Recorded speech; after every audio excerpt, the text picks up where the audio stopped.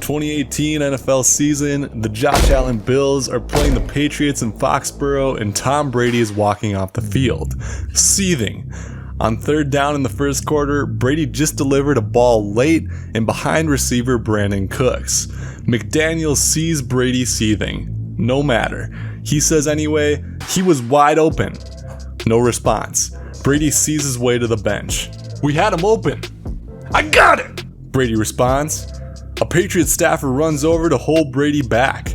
Belichick turns to watch his quarterback scream and lunge towards his offensive coordinator. They already weren't on the friendliest of terms. As it was about to defuse, McDaniels' father yells at Brady on the sideline, "Fuck you!" This wasn't the first time Brady would play poorly. On the sidelines, Belichick would berate Tom Brady in bad games. "Stop being careless." And in the film room would replay interceptions for everyone to see. This is going to lose us games. It wasn't about the Buffalo Bills, or a pass behind Brandon Cooks, or an interception. This was a deep-rooted disconnect between two or even three of the quietly biggest egos in the NFL. Welcome to Takes in Fuego. Today we are going to take a look at why the Patriots chose to move on from Tom Brady and the arguments and slights that have gotten us there.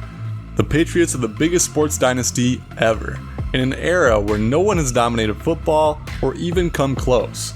Even after the relationships are fractured, they still manage to win a Super Bowl. But at a certain point, it just breaks. 2 weeks before the trade deadline in 2017, Robert Kraft and Belichick meet in a meeting room. "We've got to move on from him," was the message of that meeting. Bill Belichick is a lot of things. Strictly business, an adapter, a winner. But what he prided himself most perhaps was that he was a developer. He thought he had developed another legend to play under him, but instead, he walked out of that meeting looking for trade offers for Jimmy Garoppolo. Belichick always viewed Jimmy G as Brady's successor. Tom wasn't going to last forever, and he felt he had a competent successor in Garoppolo. Sources say Belichick was furious. Brady never viewed himself as needing a successor. He wants to play into his mid-40s and beyond. At this point, he just turned 40 years old. Right before that meeting happened, Tom Brady had his own meeting with Robert Kraft. This was not a coincidence.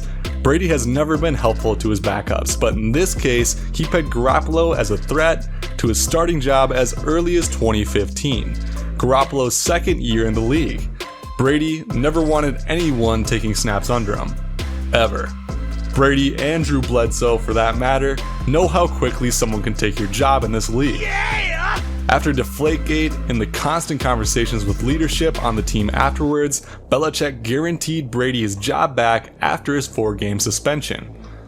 Complicating things further, Garoppolo would not accept a contract extension for backup money. The timeline of the post-Brady Patriots and Jimmy G were never going to work out. Tom Brady has always been an obsessive winner. Reports around the league said Brady was more jovial after the Garoppolo trade.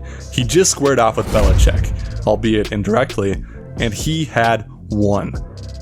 New England trading Garoppolo was an apparent commitment to the future which included Tom Brady.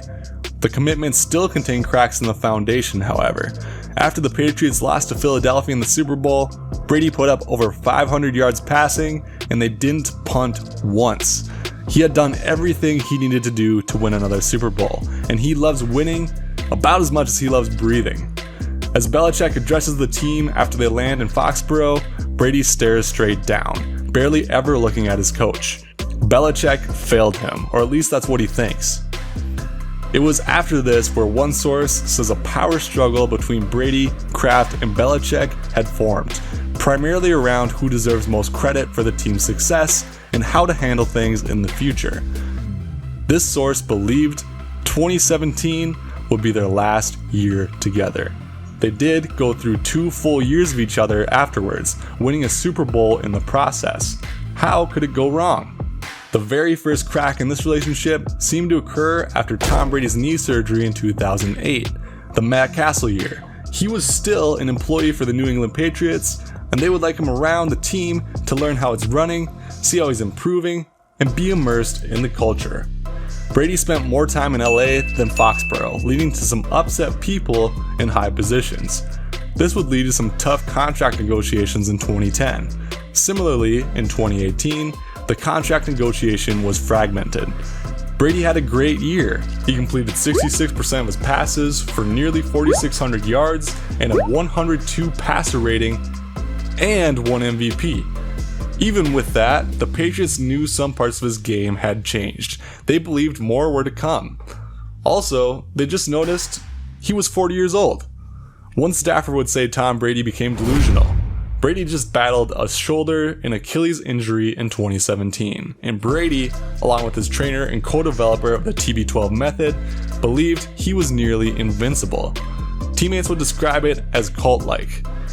Brady would say, when athletes get injured, they shouldn't blame their sport. Well, all cults aside, Patriots staff noticed Brady was slipping production-wise as well, even though the numbers didn't necessarily say so. Chris Hogan might say so. One game in the 2019 season against the LA Chargers, Brady had a wide open receiver downfield and chose to throw it over the middle to Chris Hogan. Hogan immediately got hit and injured his shoulder, who would then miss 5 weeks and tank my fantasy football hopes. What? He was trying to get it out quick. As fragility had increased, nervousness has also increased, one Patriots staffer would say. Brady just signed for 2 years, $50 million, and even with the age, the Patriots may have matched that offer. Partially due to the fact that Brady will count towards the dead cap of the Patriots anyway. In 2020, Brady will count for $13.5 million of dead cap for New England. Even so, there were a number of reasons to not re-sign him. The power struggle may have never been solved. Belichick was a winner first, everything else second. He has never paid on past performance. Belichick was opposed to extending Brady with a big contract, but was content with Brady starting as long as he is the best quarterback. That is what it is with Belichick. No, how are your kids doing? No reminiscing with his players. No, how's your sex life going? Nothing personal. He operates his team as a football transaction, particularly a will you help me win this year football transaction. It's what makes him so great. When the season starts, Brady will be 43 years old. The only older player to start an NFL game are Vinny Testaverde, Warren Moon, and Steve DeBerg. None of them started over 6 games in a season at that age. He can't really carry an offense by himself any longer, as we clearly saw in the 2019 season.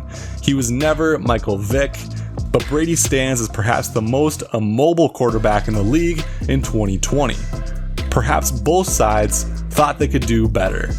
Tom Brady Sr. said about the power struggle with Belichick, once Bill Belichick finds a better quarterback for $1 less, Brady will be gone. It will end badly. Belichick took pride that Jimmy Garoppolo seemed to have a promising beginning in San Francisco. One of us, he thought.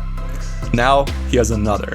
We will see what the Patriots can do with Cam Newton, one of the most mobile quarterbacks in the league who may be able to bring in production by himself. And we'll see what Cam can do to make himself look like a 1950s housewife. Some close to Brady say he looked forward to this day, as he will look down in his new locker room at a red and silver uniform wearing different colors for the first time in 20 years. The Patriots will be without him. Brady believes the Patriots will collapse without him. This season will tell. To hear Brady's side of the story and why he chose to leave the Patriots, check out the video on the screen and be sure to subscribe to the channel, or I will bet your money against Tom Brady in golf. You gotta put the team on your fucking back at all times, though, man.